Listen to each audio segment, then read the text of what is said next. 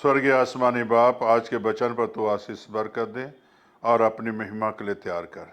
ये प्रार्थना यीशु के नाम से मांगते हैं, आमीन। मेरे प्यारे भाई और बहनों, अभी आपके सामने हिजकिय्याह की पुस्तक 33 बाब उसकी 9 आयत पढ़ेंगे। परंतु यदि तो दुष्ट को उसके मार्ग के विषय चिताए कि वह अपने मार्ग से फिरे और वह अपने मार्ग से ना फिरे, तो वह तो अपने अधर्म में फंसा हुआ मरेगा, परंतु तू अपना प्राण बचा लेगा। मेरे प्यारे भाई और बहनों, इस वचन से हम क्या सीखते हैं? हम इस वचन से सीखते हैं कि इसे हमें और आपको पाप के बारे में बताना है, हमें और आपको गुनाह के बारे में बताना है। और जब तक आप गुनाह के बारे में नहीं बताएंगे, पाप के बारे में जानकारी नहीं देंगे, पाप क्या है, गुनाह क्या है, तब तक कोई इंसान पाप के बारे में जान नहीं सकता।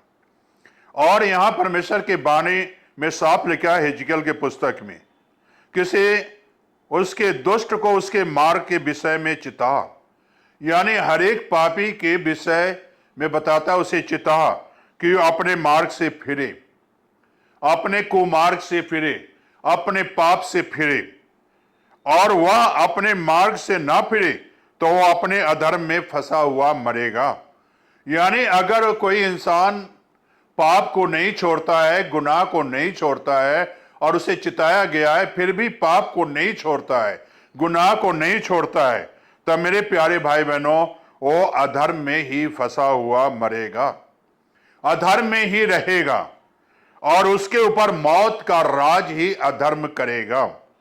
तो इसलिए मेरे प्यारे भाई और बहनों, जो अपने आप को बचा लेता है और पाप को मानकर छोड़ देता है, गुनाह को मानकर छोड़ देता है, तो परमेश्वर उसे बचा लेता है।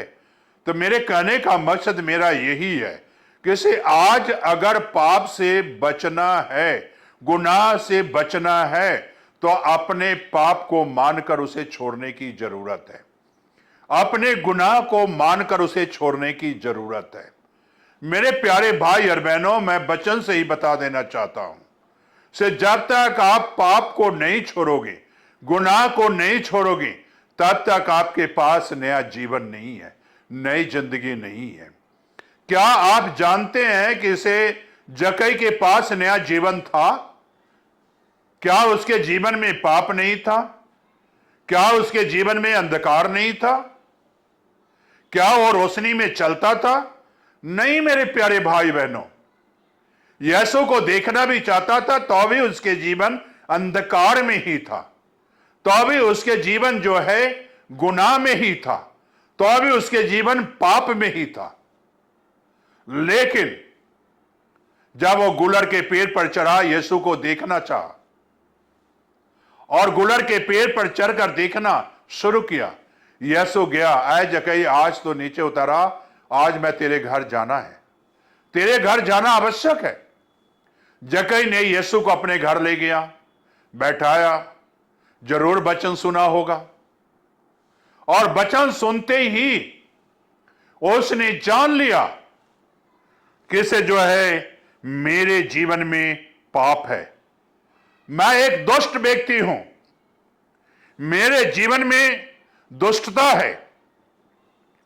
और जो है प्रभु यीशु मसीह आज जो वचन सुना रहे हैं, हमें चिता रहे हैं से इस मार्ग से फिरो, इस दुष्टता के मार्ग को छोड़ो, अधर्म को छोड़ो और तुम अपने प्राण को बचा लो। जक्कई ने देखिए यहां अपने प्राण को बचा लिया, खड़े होकर कहता है, प्रभु मैं किसी का नजायज लिया 2 गुना 4 गुना वापस करने जा रहा हूं। प्रभु ने क्या कहा? आज इस घर में उद्धार आया है। जक्कई ने अपना प्राण बचा लिया, वचन सुना, प्राण बचा लिया, यीशु को ग्रहण किया और उसी घड़ी मेरे प्यारे भाई और बहनों, प्रभु ने कहा आज इस घर में उद्धार आया है। आज अपने प्राण को बचाना है या अधर्म में फंसा रहना है, फैसला आप करना है। हम नहीं फैसला करेंगे, लेकिन ये वचन फैसला एक दिन करेगा। आज का वचन एक दिन फैसला करेगा आपकी जिंदगी का। यीशु का वचन फैसला करेगा आपकी जिंदगी का। इंसान कोई भी फैसला नहीं कर सकता, लेकिन यीशु का वचन आपकी जिंदगी का फैसला कर सकता है। यीशु का लहू आपके जीवन को बदल सकता है। पाप की जिंदगी से निकालकर, अधर्म की जिंदगी से निकालकर आपको हमेशा की जिंदगी दे सकता है। मेरे प्यारे भाई और बहनों, अगर आज आप अपना जीवन अधर्म से निकलना चाहते हैं, दुष्टता से निकलना चाहते हैं, दुष्टता को छोड़ना चाहते हो, पाप को छोड़ना चाहते हो, तो मेरे प्यारे भाई बहनों, आज यीशु के पास आ जाओ और यीशु आज आपके सारे गुनाहों को माफ करेगा, सारे पाप को क्षमा करेगा। हमें और आपको बताना है, पाप के बारे में बताना है, गुनाह के बारे में बताना है। से पाप ऐसी जरासीन है, से अंदर ही अंदर आपको खा रहा है। ऊपर से देखने में तो बहुत अच्छा है, खूबसूरत हो आप, खूबसूरती का व्याख्यान करना बड़ा मुश्किल है, लेकिन अंदर जो पाप है दीमक की तरह आपको खा रहा है, आपकी जिंदगी को खा रहा है, आपको जिंदगी की तबाही की तरफ ले जा रहा है, आपको जिंदगी की बर्बादी की तरफ लेके जा रहा है। आज मेरे प्यारे भाई और बहनों, पाप को छोड़ो, बर्बादी का रास्ता को छोड़ो। आज मेरे प्यारे भाई बहनों, यीशु के पास आओ जो हमेशा की जिंदगी देना चाहता है। पाप को छोड़ो, गुनाह को छोड़ो और यीशु के पास आओ। तब आपको यीशु आपके सारे गुनाहों को माफ करेगा, सारे अधर्म को क्षमा करेगा, सारे पाप को क्षमा करेगा और आपको यीशु आशीष देगा। इसीलिए मेरे प्यारे भाई बहनों, दुष्टों की मंडली को छोड़ो, दुष्टों की मंडली में ना बैठो, पाप वाले करने वाली मंडली में ना बैठो, गुनाह करने वाले मंडली में ना बैठो, नशा लेने वाले मंडली में ना बैठो, पीने वाले की मंडली में ना बैठो, गुनाह करने वाले की मंडली में ना बैठो। बल्कि अगर बैठोगे तो एक दिन अधर्म में फंस जाओगे, दुष्टता में फंस जाओगे, आपका भी मार्ग वही मार्ग बन जाएगा।